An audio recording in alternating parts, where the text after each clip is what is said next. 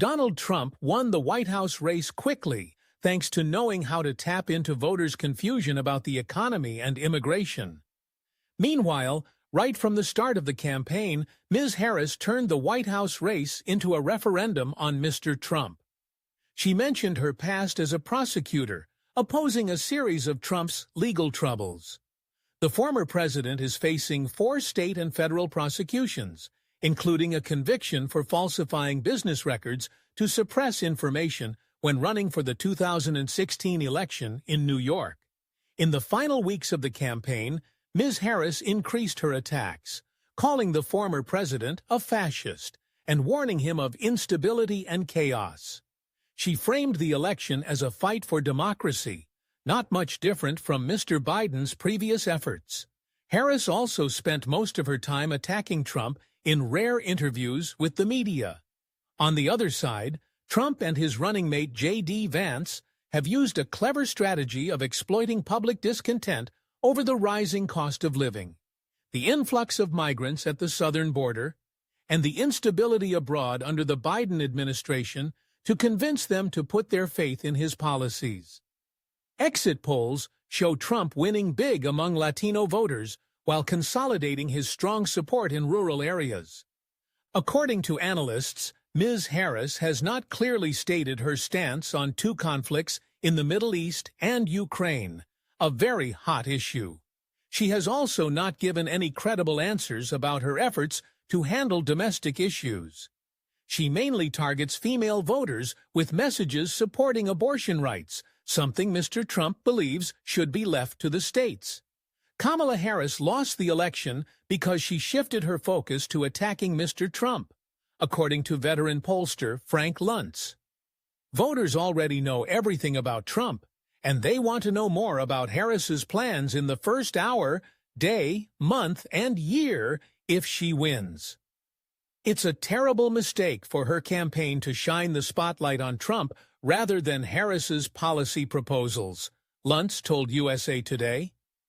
Donald Trump won the White House race quickly by playing on voters' fears about the economy and immigration. Republican presidential candidate Donald Trump quickly defeated Democratic rival Kamala Harris by winning a series of important battleground states in this year's election. He became the first U.S. president in more than 120 years to lose the White House, then go on to win it back, since Grover Cleveland in 1892. Trump surpassed the 270 electoral votes needed to win the White House after a protracted campaign, with polls in 7 key battleground states showing extremely close margins between the 2 candidates until Election Day.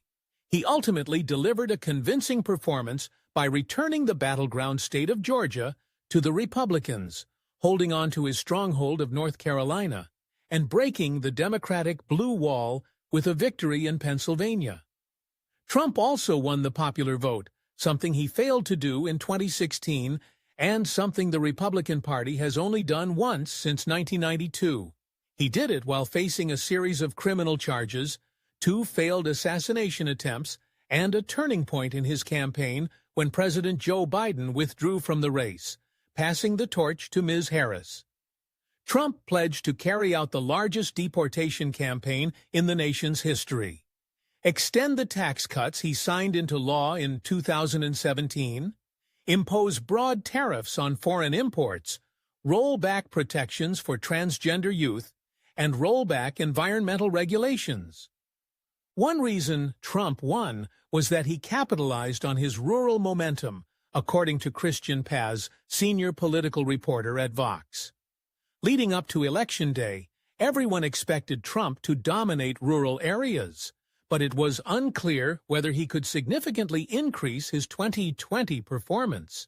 In fact, he did. As Election Day began, Trump had positive results in Indiana, Kentucky, Georgia, and North Carolina. That trend continued throughout the day. For example, in rural counties across Pennsylvania, the general trend as the vote was counted was that Trump was able to increase both turnout and his own margin of support. A clear example of this upward trend was in Lackawanna County. home to President Biden's hometown of Scranton. Lackawanna went Republican this election by 5.6 percentage points compared to 2020. According to experts, the gloomy perception of the U.S. economy under President Biden was also an important reason for voters to side with Mr. Trump. According to a poll released by ABC Ipsos on November 3rd, 74% of voters believe the country is on the wrong track. Since 1980, this statistic has been seen as a strong predictor of the ruling party losing the White House. Trump's election means he was right to pursue a strategy of linking Vice President Harris to President Biden's policies. The economy, or rather the public's perception of the economy, shows how worried voters are. Prices rose just 2.1% in September from a year earlier, and the economy grew a robust 2.8% last quarter. However, 75% of voters said the country was in bad shape, according to a New York Times Siena College poll conducted in October. And when a pre-election report from the Labor Department showed weak job growth, largely due to the effects of hurricanes and a major labor strike, Trump seized the opportunity.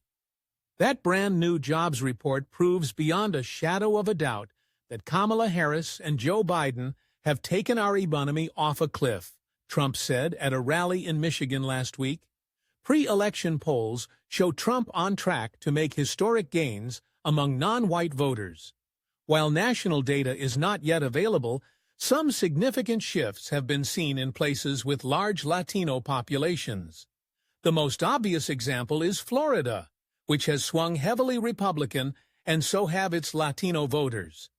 Miami-Dade, a traditionally Democratic county with a large Cuban-American population, has swung double digits to support Trump.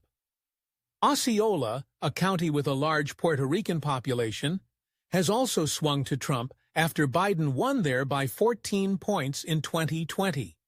Cities with large Puerto Rican and Cuban populations, such as Kissimmee and Hialeah, have also seen significant declines in Democratic momentum, according to analysis from Equus Research.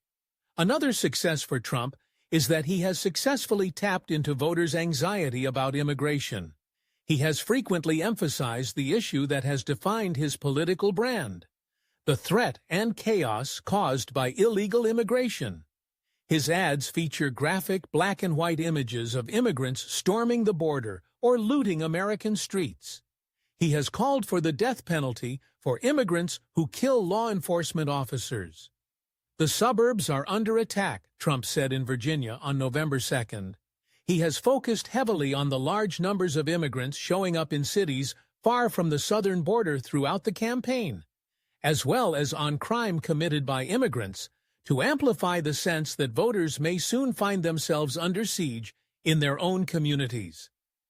In the final New York Times/Siena College national poll of the two campaigns, 15% of respondents said immigration was the most important issue in deciding their vote. Experts say that Ms. Harris had the worst election campaign in history. The short time of the election and the lack of specific proposals, while voters showed signs of dissatisfaction with the current administration, were said to be the reasons why Ms. Harris could not become the first female U.S. president. The proposals she made for the American people lacked substance, no different from anyone, just not Mr. Trump, commented Camilla Tominey, a political writer for The Telegraph. She actively avoided the media, and when she answered interviews, she spent most of the time attacking Trump instead of specifically stating what she could do differently. Ms. Kamala Harris started her campaign in August, after President Joe Biden announced his withdrawal from the race for the White House.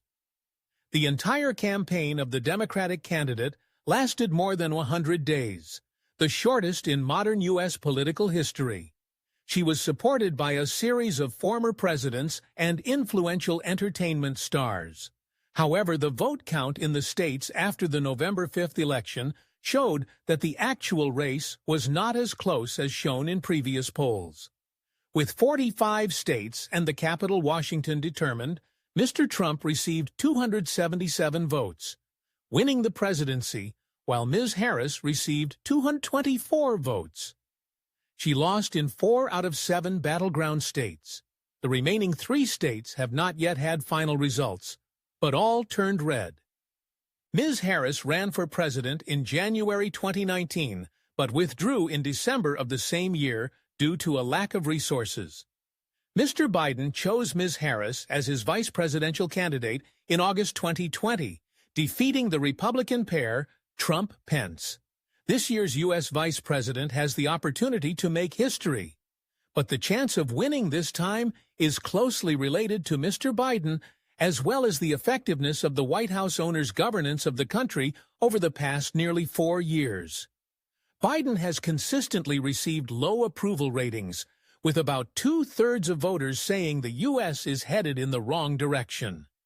U.S. inflation peaked during Biden's term, then cooled somewhat thanks to the Federal Reserve's monetary policy. The world has seen 2 major conflicts, reminding many voters of the period of peace and economic prosperity before the COVID-19 pandemic under Trump. For most of 2024, Biden and Democratic leaders remained confident that the president would easily win re-election, thanks to his legislative achievements. This is believed to be the reason why Biden did not leave the race early, despite concerns about his age. After inheriting Biden's campaign, Harris quickly helped unite the Democratic Party, rally support from voters, and help raise record amounts of money for the election effort. But these dynamics did not help Harris escape Biden's shadow, and it was difficult to convince voters that she would turn the U.S. to a new page. She has not shown how she is different when voters give her a chance, except that she is willing to put a Republican in the cabinet if elected. The vice president's campaign, however, does not blame Harris. "We ran the best campaign we could have while Joe Biden was still president," a Harris aide told Politico. "Joe Biden is the only reason Harris and the Democrats lost tonight." Another advisor said Biden should have dropped out sooner. Harris's loss marks the second time in the last 3 election cycles that Democrats have pinned their hopes on a woman, believing she could make history. But both were defeated by Trump. Jason Miller, a Trump campaign advisor, identified a turning point in the race with less than a month to go until Election Day. That was when Harris gave an interview to Sunny Hostin, co-host of The View, on October 8th. Hostin asked Harris an easy question. What would the Democratic candidate do differently if elected than in a Biden administration? "Nothing comes to mind," Harris replied. The answer immediately alarmed the vice president's team and became a point of attack for Trump's camp. Harris tried to correct the mistake in the following weeks, but the negative impact of the comment was difficult to reverse. "Who would have thought that Sunny Hostin of The View would end Harris's efforts?" Miller said. Apart from the above reasons, what do you think made Trump easily win against Harris? Please leave your comments below the video.